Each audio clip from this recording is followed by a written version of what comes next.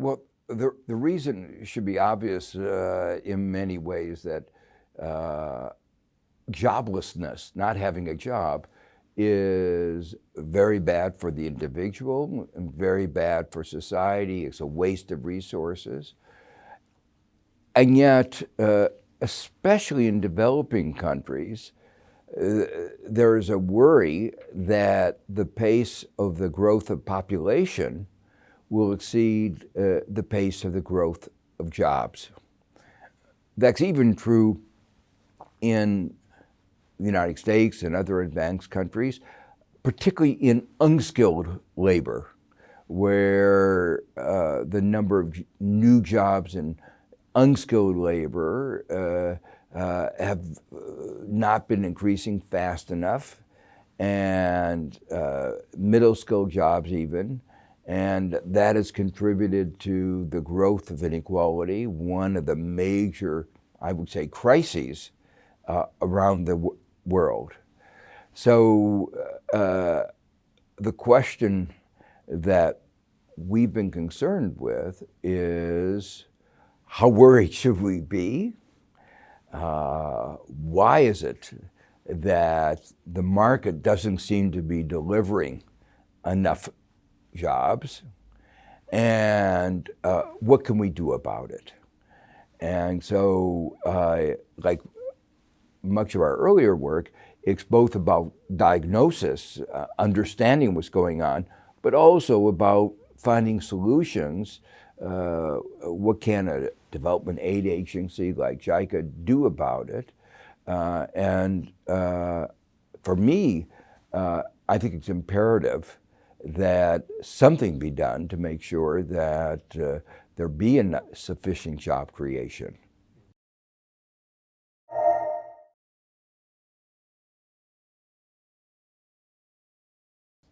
Well, there are obviously some similarities, but there are some very big differences.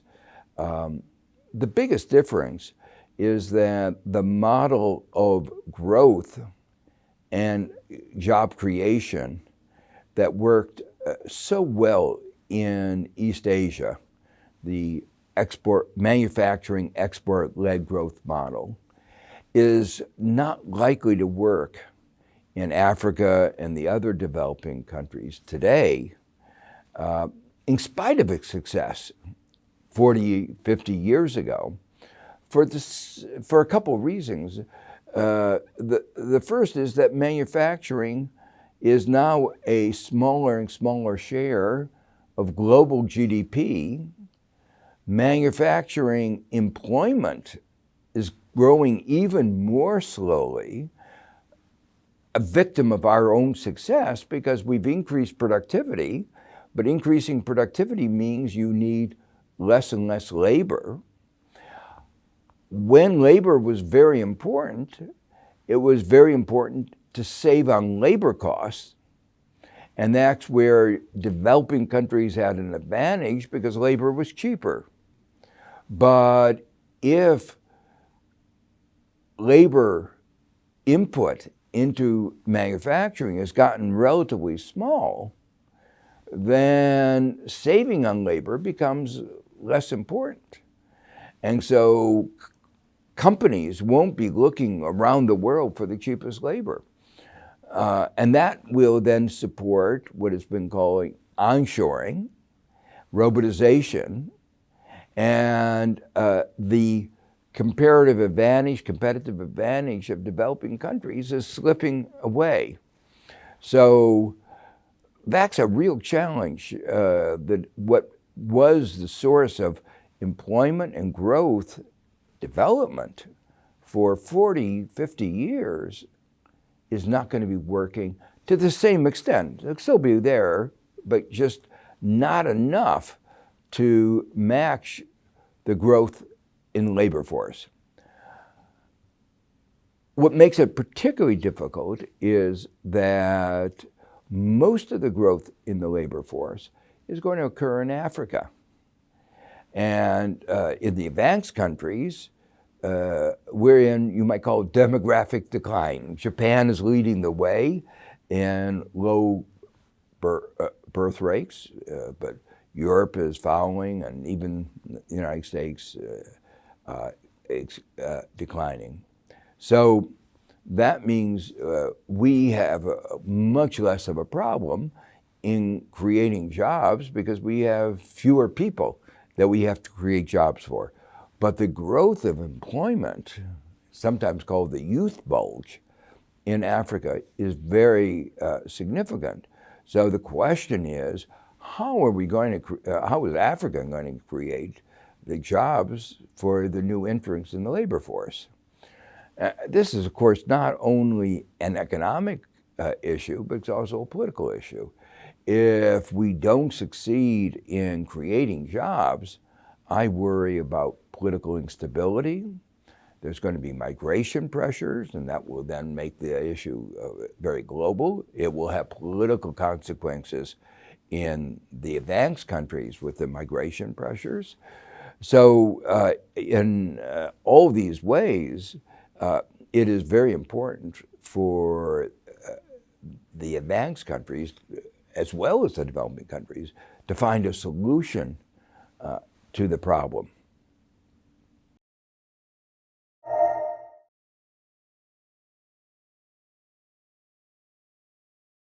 Yeah, that is the real challenge.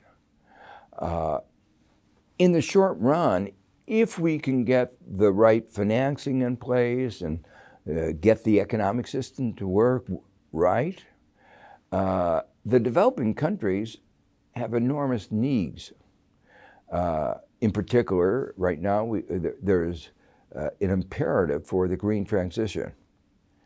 And the developing countries are in desperate need for more infrastructure. There are huge needs for education and health. So when you look at it from that, you might say, systemic broad view, the answer is yes. If we can get the whole economy to grow in the right way, there can be a lot of job creation. There could be job creation in all of these sectors. And also, one of the defining characteristics of the 21st century economy is the move from manufacturing to a service sector. These service sectors are important both in developing and developed countries. One of the service sectors that some countries have been very successful in is tourism. And tourism can be very labor intensive, hotels, restaurants. And so it's a sector that can generate a lot of foreign exchange. It can generate some learning as people come in contact with people from other countries. There are international standards, and that helps raise standards not only in the service sector and tourism, but other areas. So it is not going to be a perfect substitute for manufacturing, but at least in those countries that have tourism potential, it can make a very big difference. So those are some of the sectors that there's some optimism about. There's one more sector that is going to be, you might say, a challenge, but also great potential. Right now, a large fraction of the workers are engaged in agriculture. Obviously, there has to be a modernization of agriculture. And one aspect of the modernization of agriculture is increases in productivity. But in many places of the world, people have been consuming too little. In other places, they're consuming too much food. But there are still people going hungry around the world. And right now in the world, there's a food shortage. Modern agriculture represents a sector where, again, you can have learning, It will be more labor intensive than the huge, you might say, industrial farming that marks the United States. But you can still have productive farms with, you might say, moderate incomes, not high incomes as in the advanced countries, but still moderate incomes, giving employment to workers and producing high value-added food that we need, especially as we become more and more urbanized. So making that agricultural transition from traditional agriculture to a more modern, but still labor-intensive agriculture is another area of challenge. And we've had some papers in our task force talking optimistically about what can be done in that area.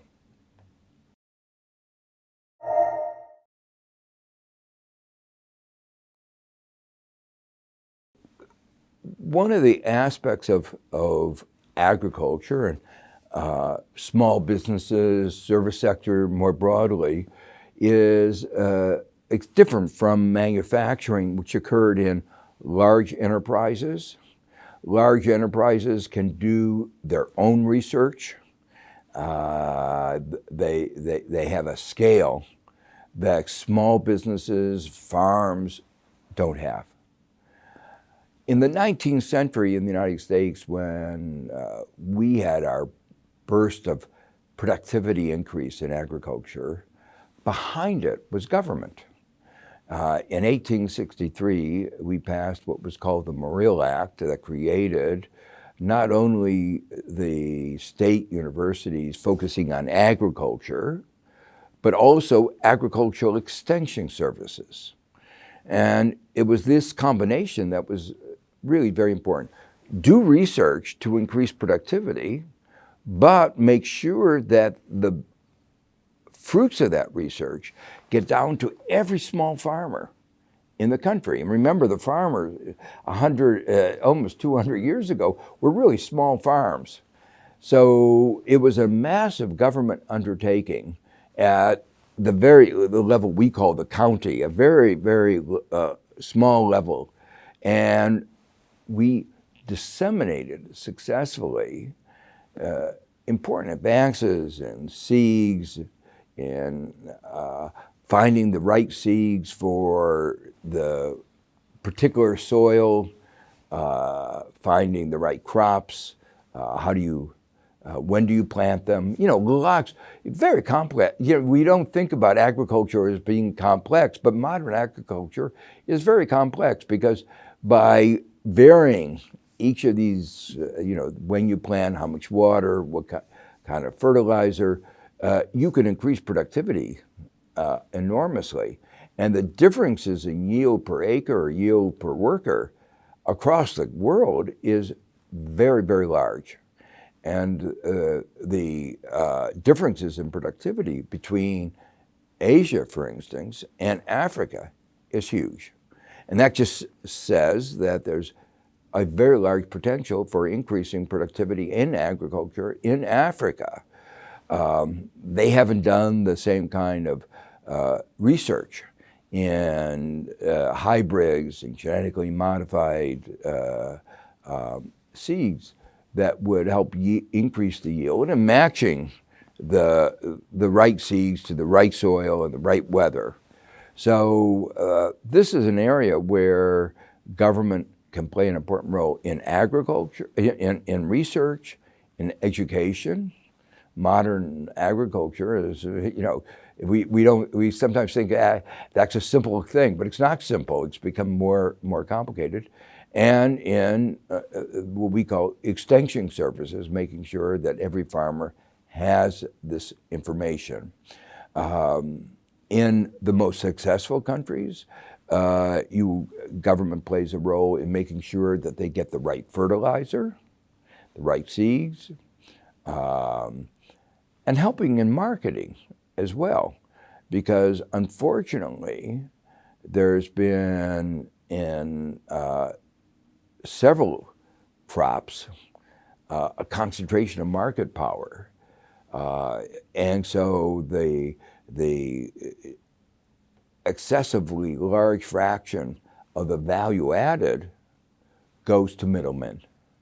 And again, government policies can help make sure that the farmer gets a larger fraction of the value added of the grain, of the vegetables, grains, whatever it is, fruits that they produce.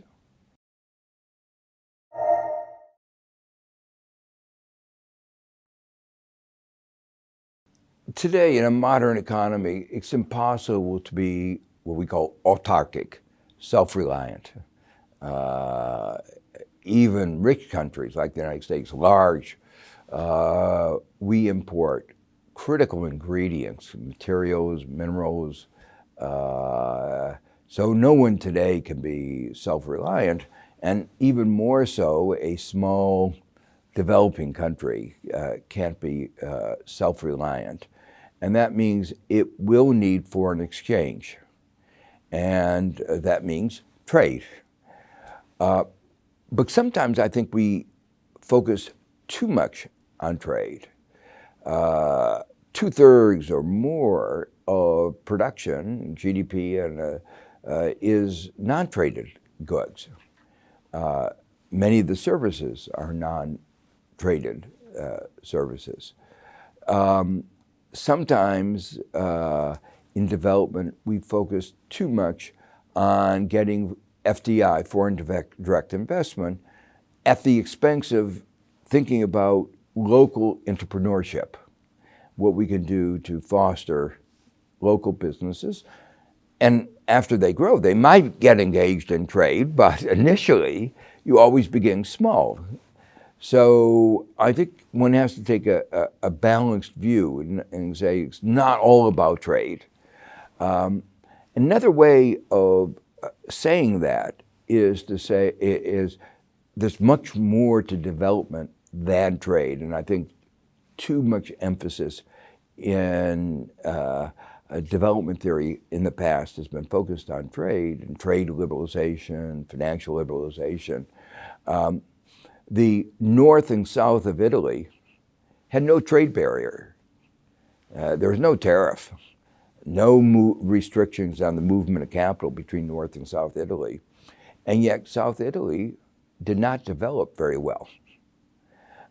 Same thing in the United States. Between the north of the United States and the south, there are no trade barriers, no barriers in the flow of capital, regulatory barriers.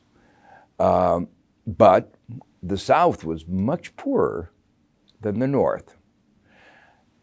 And it didn't develop. So that means when you think about development, you have to think about more than trade. Trade enables people to take advantage of their comparative advantage. It allows them to, as you say, produce beyond what they can consume.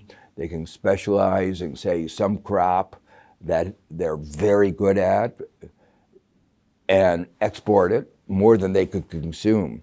So I think trade can be a very important, and that's whether it's tourism, agriculture, manufacturing.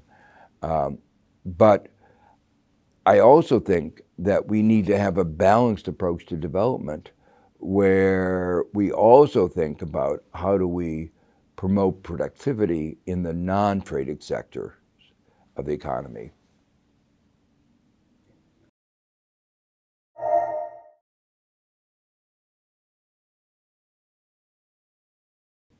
I think China has made in several countries a critical contribution in providing, say, infrastructure.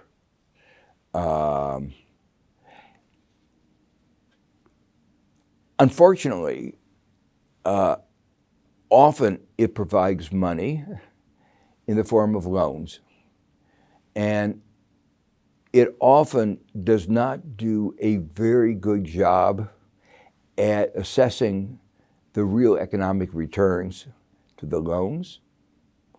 There are accusations that the money is often corrupt. There are certainly instances of that.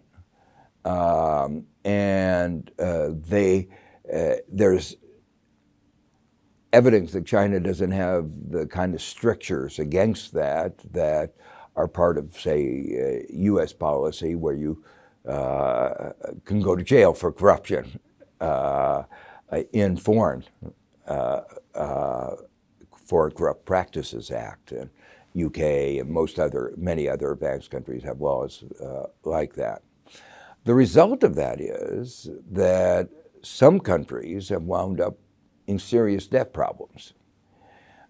Sri Lanka is the poster child of that, where China took over a port.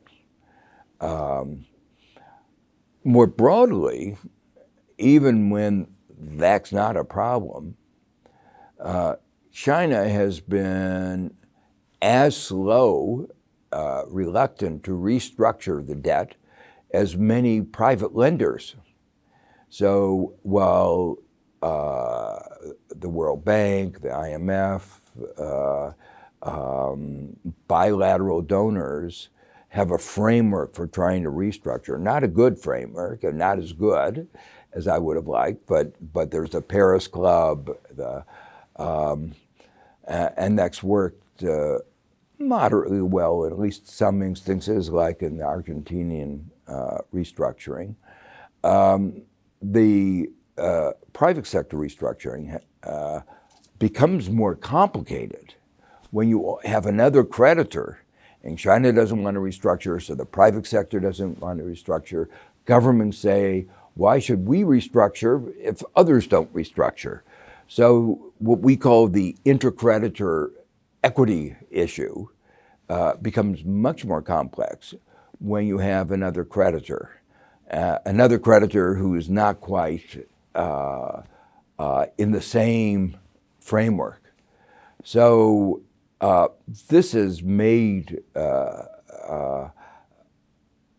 become a much more likely to become a much more serious problem, because I worry right now that we're going to be going into another debt crisis.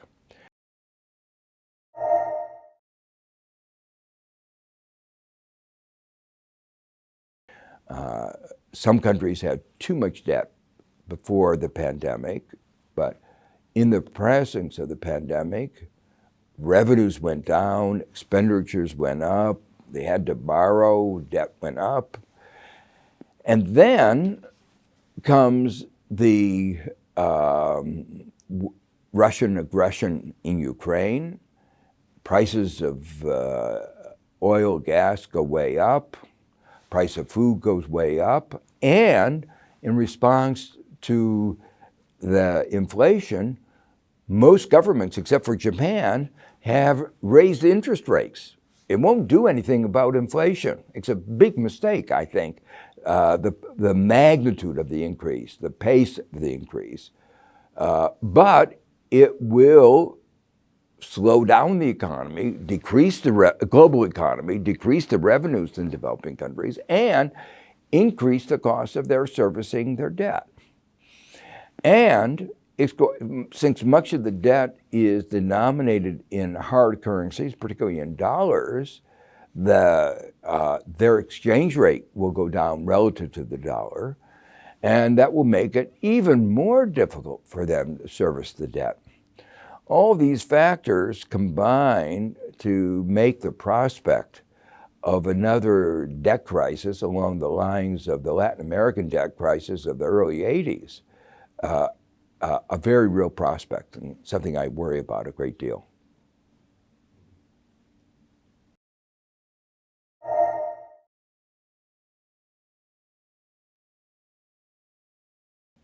Well, I think one of the elements of success of East Asia, and going back to Japan, was very little foreign-denominated debt. Japan and most of the other East Asian countries had very high savings rate at the critical stages of their development. So the government could borrow, but it would be borrowing from domestic sources. And that meant it wasn't dependent on what was happening abroad. So the first lesson, I think, is be very careful about getting excessively in debt. Related to that is when you get into debt, don't be careful about foreign denominated debt. Make sure that when you borrow for productive investments, not for consumption or to build a nice stadium for, or a beautiful mansion for the president or some other trophy that makes the country might feel good, but doesn't yield revenues that can help pay back the debt. So think a lot about what you're borrowing for. Sometimes it's hard to evaluate. Borrowing for education is really important and increases the productivity of the country, but capturing that return to service the debt may be difficult. So, but make sure it's productive investment. Another aspect, I think, is know your creditor. One of the things in banking is always about know your customer. But I think when you borrow, you also have to know the lender who's lending you money. The reason why I say that is life is filled with risks we can't predict. Who could have predicted the pandemic? Who could have predicted that there would be a land war in Europe, that Russia would invade Ukraine? These were unpredictable events. And recognizing that we can't predict means that we have to think about the worst possible scenario. And like it or not, countries, individuals, firms wind up more debt than they can service. Nobody hopes that, nobody plans on that. Everybody hopes it doesn't happen. It does happen over and over again.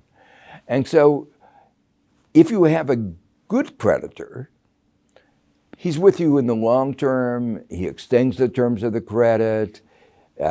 He helps you through the hard period. He understands the difficulty, writes down the debt. It wasn't your fault that Russia invaded Ukraine. It wasn't your fault that we had a climate crisis. It was the fault of the advanced countries. So know your creditor means have a creditor that you can rely on. If one of these terrible events happen, he'll be with you because he's with you over the long term. So to me, that's another important aspect of development. When you get money, be sensitive to that issue. For the most part, private creditors cannot be relied on. They're out there to make money. That's their business. That's why good multilateral institutions, good bilateral, are, if you can get the finance from them, likely to be better creditors than other sources of funds.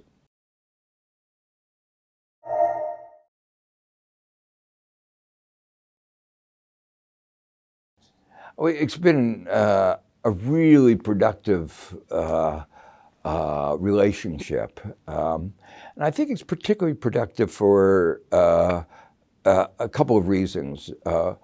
One of them is that Japan is much closer to having gone through these development experiences.